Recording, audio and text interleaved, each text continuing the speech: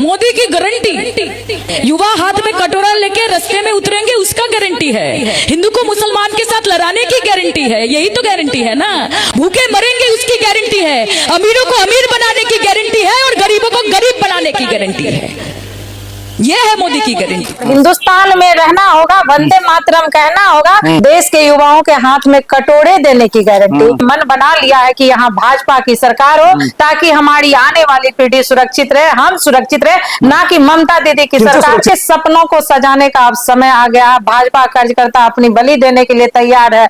मर मिटेंगे लेकिन भाजपा की सरकार बंगाल में बना के रहेगी। ये जो विपक्ष हाय तौबा मचा रहे कि गैस नहीं मिल रहा, गैस नहीं मिल रहा, उनके दिखाने से क्या होगा। मैं आपको कहती हूँ, आप जाइए और यदि एक भी घर ऐसा है जहाँ गैस के अभाव में खाना बंद पड़ा है तो आप मुझे बताइए। विपक्ष तो ऐसे ढोल पीटते रहते हैं। दमदार भाषण आपको सुनाई दिया। ये एक्ट्रेस है और तृणमूल कांग्रेस की सांसद भी है जादवपुर से, साइना घोष, और वो कहती है कि भाजपा ने जो गारंटी बोलकर क्या गारंटी दिया भाई? गारंटी दिया भुखमरी का, कटोरा थमा दिया बंगाल के लोगों के। बंगाल में चुनाव होना, हमारे साथ भी आपको महिला नेत्री दिख रही है नूतन गुप्ता, जो कि बिहार से भाजपा नेत्री है। अब क्या लगता है गारंटी किस चीज की मोदी जी ने दिया है? भुखमरी का, कटोरा पकड़ाने का, ऐसा कह रही है जी। मैं भी लगातार मीडिया में देख रही हूँ, सुन रही हूँ। बंगाल के एमपी साइना घोष के द्वारा बार बार हमारे देश के यशस्वी प्रधानमंत्री आदरणीय नरेंद्र मोदी जी, विश्व की सबसे बड़ी पार्टी भाजपा, उनके प्रधानमंत्री वो बन चुके हैं और उनके बारे में अमर्यादित बयान वो बार बार दे रही है। वो हम समस्त देशवासी, समस्त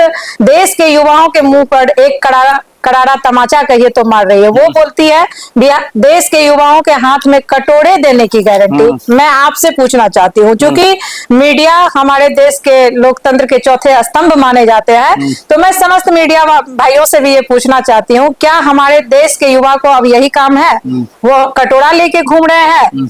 सम्मान देने का काम कीजिए। देश के यशस्वी प्रधानमंत्री आदरणीय नरेंद्र मोदी जी सबको सम्मान देते हैं और उनका नारा भी है सबका साथ सबका विकास। साथ ही साथ वो ये भी अमर्यादित बयान दे रही है कि मोदी जी हिंदू और मुस्लिम में झगड़ा करवा रहे। मैं आपको बताना चाहूंगी, झगड़ा नहीं कराता है भाजपा। मैं आपको बताना चाहूंगी, भाजपा ही ऐसी पार्टी है जहां सर्वप्रथम भारत के प्रधानमंत्री, यशस्वी प्रधानमंत्री आदरणीय नरेंद्र मोदी जी के द्वारा राशन फ्री देने की योजना लाई गई। और उस राशन फ्री जो योजना है उसमें आप जाकर देखिए हमारे मुसलमान भाई की कितनी संख्या है, कितने प्रतिशत है। ऐसा उन्होंने कभी नहीं सोचा कि ये योजना सिर्फ हिंदू को मिले। इसके बाद मैं आपको बताना चाहती हूँ कि भारत ही ऐसा देश है जहाँ इलाज के लिए आयुष्मान कार्ड योजना के तहत 5 लाख रुपए की सहायता राशि मिल रही है। उनमें भी आप उनका प्रतिशत निकालिए। कहाँ हमारे यशस्वी प्रधानमंत्री जी ऐसा कोई सूची जारी की है कि मुसलमान भाइयों के लिए नहीं है? ये देश गंगा यमुना की तहजीब से चला है। इस देश में मुसलमान की भी भागीदारी उतनी ही है जितना हम हिंदू की है।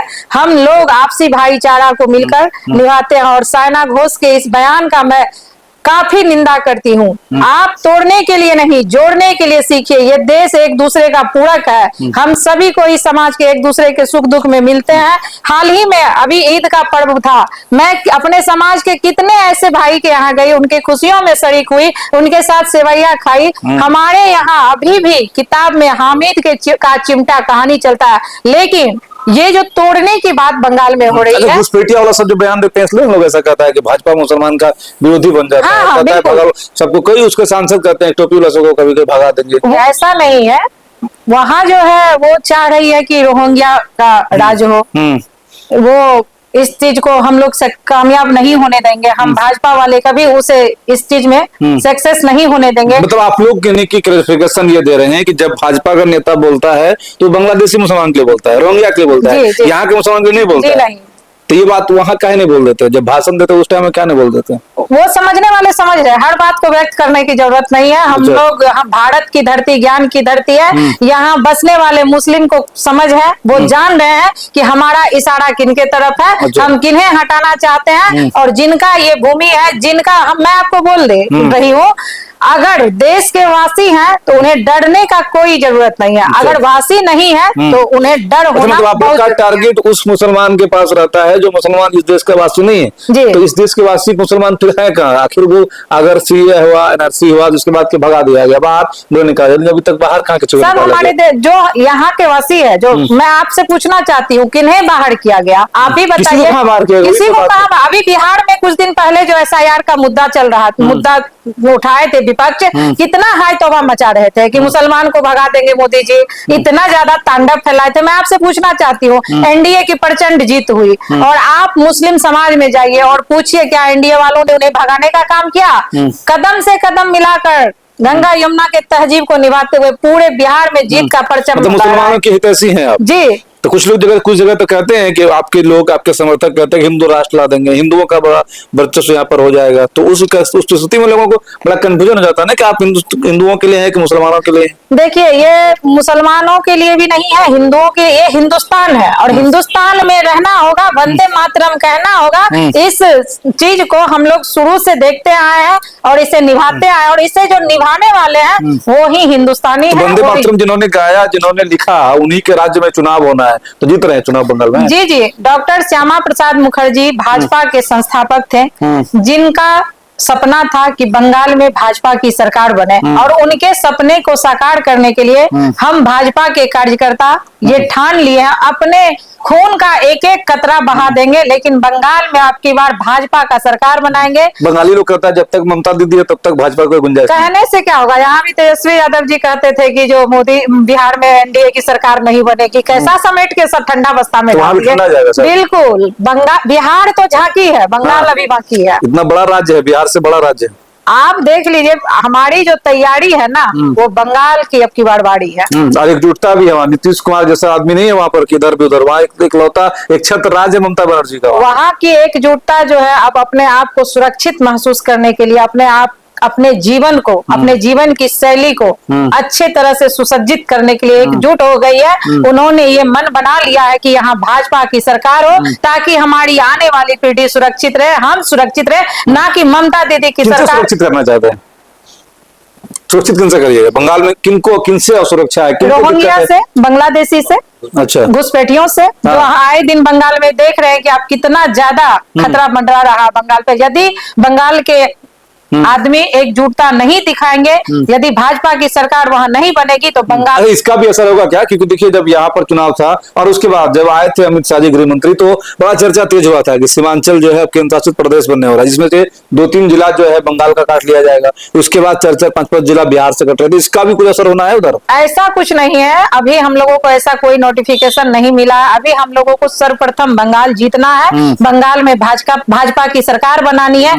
एक से एक वीर योद्धा जो बंगाल की भूमि से आए, सुभाष चंद्र बोस, वंदे मातरम के गायन लिखने वाले बंकिम चंद्र चटर्जी, हमारे सबको याद करके आप लोग बंगाल में चुनाव लड़ रहे हैं। सबों के सपनों को सजाने का अब समय आ गया। भाजपा कार्यकर्ता अपनी बलि देने के लिए तैयार है, मर मिटेंगे, लेकिन भाजपा की सरकार बंगाल में बना के रहेगी। मर मिटने का मतलब ऐसा नौबत आ गया है बंगाल में सरकार बनाने के लिए? जी। ऐसा क्या है वहां पर, जो ऐसा क्या चीज है?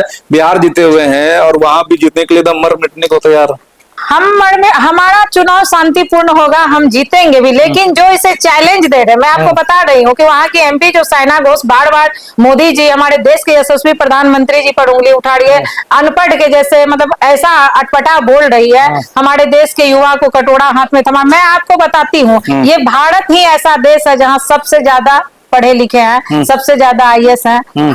बिहार, आप बिहार की धरती को देखिए, यहाँ इसे चाणक्य की धरती कहा जाता है, तो उन्हें कहाँ से लग रहा है कि देश के युवा के हाथ में कटोरा है? अच्छा, अभी तो वार भी चल रहा है उधर इजराइल में, ईरान में, और उधर से अमेरिका है, उसका कितना असर होगा? मोदी जी चुप ही है, जो देश के प्रधानमंत्री हैं, भाजपा से भी प्रधानमंत्री हैं, तो वो चुप है। इसका असर बंगाल पे कितना पड़ना है? देखिए, विश्व युद्ध चल रहा है, उसमें परेशानी तो है। लोग अपने घर में जो है गैस सिलेंडर रखा हुआ बगल में, लेकिन चूल्हा पर खाना बना रहे हैं, उसका भी असर पड़ेगा वहाँ पे। देश में संकट है, लेकिन ये जो विपक्ष हाय तौबा मचा रहे कि गैस नहीं मिल रहा, बगल में सिलेंडर गैस दिखा नहीं मिल देगा, रहा, चूल्हा उनके दिखा देगा, दिखाने से क्या होगा। मैं आपको कहती हूँ, आप जाइए और यदि एक भी घर ऐसा है जहाँ गैस के अभाव में खाना बंद पड़ा है तो आप मुझे बताइए। विपक्ष तो ऐसे ढोल पीटते रहते हैं। देश के आदरणीय प्रधानमंत्री नरेंद्र मोदी जी के नेतृत्व में पूरे देश को गैस मिल रहा है, एलपीजी की सुविधा। हाँ, रास्ता उधर से है तो थोड़ा विषम परिस्थिति हम लोगों के लिए उत्पन्न होता है, तो कोई बात नहीं, हम उस देश के वासी हैं जहाँ विषम परिस्थिति में धैर्य रखने की क्षमता हम लोगों को है।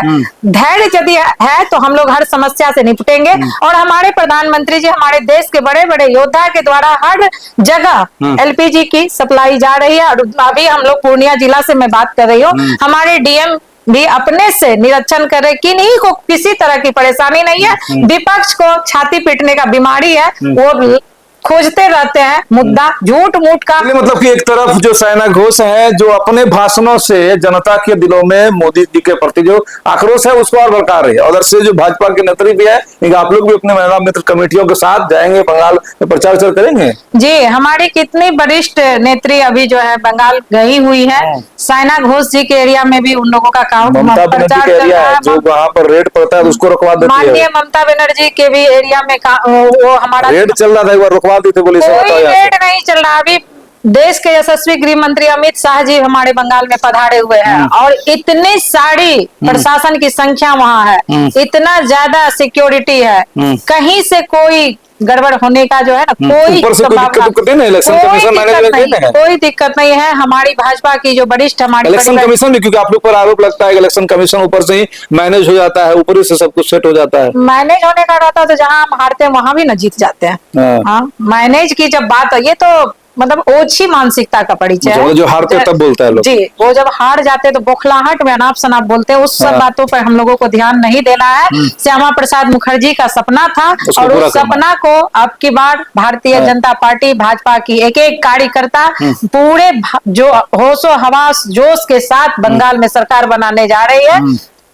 फिर एक बार बंगाल में भाजपा की सरकार। मतलब श्यामा प्रसाद मुखर्जी जो बैरिस्टर थे, बड़े लेवल के वकील साहब थे, जिन्होंने जनसंघ के समय तक, जब शुरुआती भाजपा का ही था उस समय तक जो बीजेपी का झंडा है वो थामे हुए थे। उनकी बड़ी इच्छा थी कि हमारा सरकार एको बार कम से कम जो है वो बंगाल में बन जाए, क्योंकि बंगाल ही एक ऐसा जगह है जहाँ कभी कम्युनिस्ट हुआ करता था, थोड़े समय के बाद आया और उसके बाद फिर तृणमूल कांग्रेस लगातार वहां पर सरकार में है, सत्ता में है। भाजपा प्रयास करती है लेकिन हर बार प्रयास में विफल हो जाता है। पता नहीं इस बार क्या कुछ होना है। फिर हम लोग दूसरे और जगह पर, और हम लोग भी बंगाल के चुनाव को कवर करेंगे, फिर आपको दिखाएंगे कि क्या कुछ मुद्दा वहां पर चल रहा है।